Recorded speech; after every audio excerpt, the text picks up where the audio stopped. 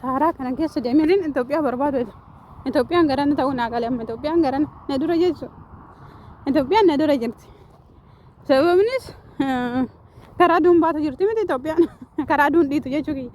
Erga biyyaa ba'e wallahi har'a arge erga karaa aduun dhiituun jechuudha. Karaa aduun dhiituun har'a argee isiniin jedha. Aduun asiin dhiituun. Aduun mana keenya duuban dhiiti duraan dhiiti. Wallahi የቁም እስረኛ jedhan san ta'e ayyoomin arge karaa aduun dhiitu. Aduun asiin dhiiti. Aduun asiin dhiiti. Ankaruma aduun dhiitu nun argine. Erga biyyaa ba'e aduun nu duuban dhiiti moo nu duraan dhiiti iyyuu argen beeku.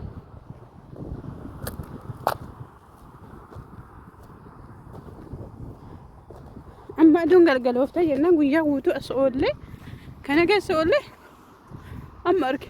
Warra keenya achitti hin dhiise. Warra keenya jedhan kan hanga bira jirutti warra kiyya kan yoo beela'ees yoo dhoobadhees yoo kufees yoo dadhabees yoo aarees yoo dhukkubsadhees kan nyaadhus kan dhugus bakki bulus isaan bira waan taateef hanga bira jirutti warra kooti hanga dandeetti akkuma maatiitti yaaduuf isaan laaluuf yaada. Sababni ilmi namaa maatiin walitti bu'a. Yeroo tokko tokko arabaa walitti bu'iinsa argamullee በነገራችን ላይ irra guddaa keessattuu warri bakka takka turtanii amala araba bira jirtanii san amala keessanii fi amala isaanillee maatii keessan caalaa beeytan. Kun immoo asirratti biqilee asirratti waa ta'an jedhee hin qabatin naan jedhanii jiranii garuu dawaa ta'a qoricha jilbaa ta'a naan jedhanii garuu harkaan qabatin maraaraadha naan jedhan. Inna maatii keenya caalaa arabni amala keenya beekan. Maatii keenya caalaa arabni amala keenya beekan. Maatii keenya caalaa araba amala san beeyna. Fakkeenya afaan ofirraa yoo fudhadhe ammaatii kiyya bira waggaa dheeraa hin jiraanne hanga waggaa 8 akkoo kiyya biratti hin guddadhe waggaa 8 hanga waggaa 14 ummaa kiyya biran taa'e sanuyyuu yoo ammaan kiyya naan loltee fi natumte gara akkoo kiyyaa badaa jechuudha.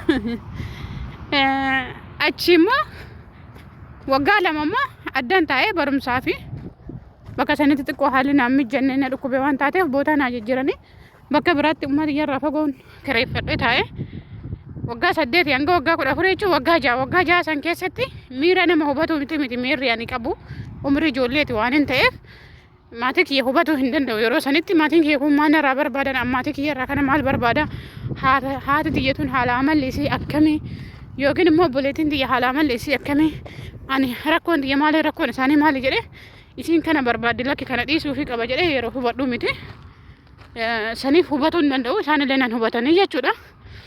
Waggaa 2 addaan taa'e waggaa 16 immoo nan heerume isallee waggaa 4 waliin jiraadhe waggaa 4 booda gara biyya arabaa kana waggaa 11 akkana dawla arabaa kana 11 12 keessa jira jechuudha.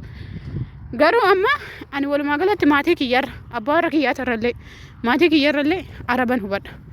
Sababnis isaantu na jaalataa isaantu warra kiyyarra naa caalaa miti. Anatuyyuu yeroo umriin kiyya nama hubatu malutti maatii koo waliin hin jiraanne yeroo sammuun koo ilma namaa kana hubatu malutti maatii waliin hin jiraanne yeroo hubadhutti araba waliin jiraadhe arabni kun maal barbaadan warri bira jiru kun maal barbaada ebaluun kun maal nyaatu jaalata ebaluun kun maal jibba yoo maal godhe isaan aarsa yoo maal godhen isaan waliin dalagaan tiyyatuun umrii dheerattee jiraachuu danda'a jedhee yeroo hubadhutti araba waliin jira waan ta'eef amala arabaan maatii kiyyarra hubadha. Yeroo kanatti anammoo an haga tokko maatii kiyya hubatuuf yaalus waliif hagan mara darajaa walii galu fagoodha namicha miti kun hunda kennayyuu jechuudha.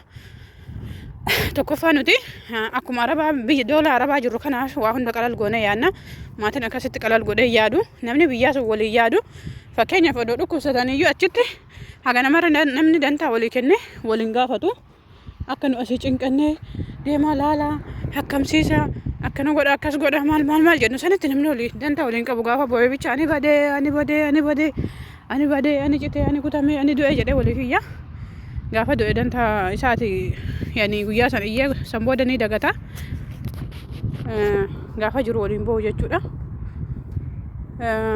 Waa hundaaf iyyuu waan achi warri kiyya warri kiyya achi jiranii biraa fagaadheen ture amma yeroo kanatti na barbaadan jechuu maaliif ni akkamitti dhiyeessa namichi nyaata fiduu deemee ture fidee dhufee amma dirqama deemuu qaba jechuudha. Shifeera waan shifeera dafee ture makiinaa keessa kaasee dubartoonni makiinaa tajaajila ta'an ture achitti hin deebi'a bakka adeemeetiin bilbila irratti bilbilamummoo qabadheen dhufnaan ta'e waa hundaaf iyyuu doola arabaa keessa warri jirru warra keenyarra araba hubanna isaantu amala kennan walii gala amma nuti amala arabaa san fudhanne amala warra keenyaa sanii wajji walii galuun xiqqoo ulfaataadha. Kanaaf ijoollee yoo asii galte gibbii maatii wajjin uumame isiin gara laafummaa qalbii qulqulluu isii saniin ani badee bakka kennaaf kamarra koo qaba akkas godhaaf jetti isaan immoo dantaa walitti hin qabani achitti namni nyaata hanga ol jalaa dhoofatuuti jechuudha. Dantaa walitti hin qabani garaa hedduu walitti jabaatanii kanaaf maatii wal hubatuun ni ulfaata isniin jedha. Itoophiyaa barbaachuu deemee osoo Itoophiyaan ga'een hunoo kararraa deebi'aa jira. Itoophiyaa garuu iyyuu naante yaa jama'a talkee namni qalbiidhaan yaadu jechuudha. Namni sammuu qulqulluudhaan akka namaatti yaadu jechuudha. Yeroo hedduu Itoophiyaa yoo jedhamu waa'ee Itoophiyaa nan galchu waa'ee Oromiyaa malee jedhama. Ani immoo na galcha waa'ee Itoophiyaa na galcha.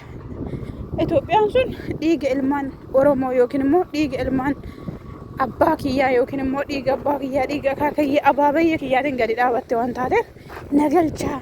Itoophiyaa yoo jedhamu hin aarinaa biyya keennaa lafa teennaa dachiin teennaa kiyyarra keennaa jedhame kenna bakka kenna hundaa wajjin qabna kenna lafa san akka diinni hin fudhanneef ilmaan Oromoo bakka bu'anii Itoophiyaa bakka bu'anii lolanii lolchiisanii lafti sun lafatti hafte malee biyyi sun biyya taate malee sabni biraa adda duuleetii miti.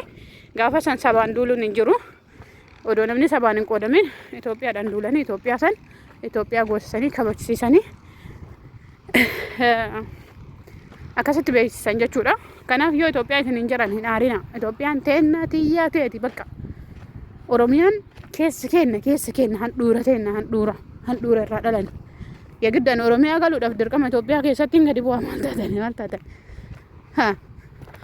Eessan gadi buutan ummata walii haa gallu. Kanaafuu Itoophiyaa yoo jedhamu dhiinni keessa dhibban galina qalal godha laala. Shifeeraa fi jabanyaa namicha achitti nyaata jedhanii warri immoo garas jiranii achitti taf jedhaa jira kaan illee amma dhaqqabachuudhaaf nyaata jechuudha. Kottaan nyaattanii Itoophiyaa barbaacha gaara san bira deeme Itoophiyaa nyaata barbaacha deemee nyaanni dhufnaan deebi'e. Abbaan manaa achi jira. Abbaan mana hojjedhuuti. Abbaan manaa jennaan immoo dubbiin azoorinaa.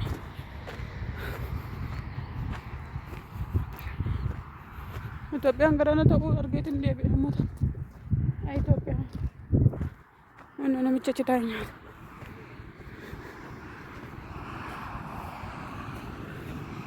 Fuura keessa taa'ee nyaata namichi. Dubartoonni achi jala jiran. Shifeerri bira deemaa jira.